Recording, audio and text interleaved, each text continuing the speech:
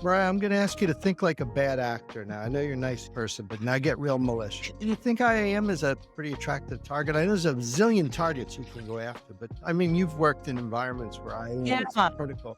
Why is it a good target for a hacker or a bad actor to go after? Well, really, because the whole zero trust model is based on an Yeah. identity-driven security framework. So basically, when we say zero trust, instead of VPNing in everything, you have access to everything in your secure user, you are now having to be continuously authenticated, whether it's you, whether it's your device, and not just one time, but throughout the process when you're logging into a platform. So identity is sort of the architecture that we're leading in terms of how to get access to data that we're all talking about protecting. So, and we're seeing it, right? So we saw Okta, they had a string of attacks and it had impact on a lot of its customers. There was high profile attacks on 2 Las Vegas casinos, and it caused substantial disruption, especially on BeyondTrust and Cloudflare, which had impact. So there was a cascading effect. So if you could get to the identity infrastructure, both from the perspective of either for ransomware or from a nation state perspective, getting access to really sensitive information, that's kind of where the crown jewels are today. And I think to validate that, yesterday, the president issued an executive order, and that was specifically around the need to protect Americans' personal sensitive information. It included biometric data and geolocation data. And it talked about 2 things. It recognized the fact that data brokers are buying and reselling a lot of information about people, but it also highlighted that people's data, especially with the OPM breach, where the database of the background checks on very highly sensitive government personnel was stolen by the Chinese, are realizing that data around the identity of people and access through identity systems are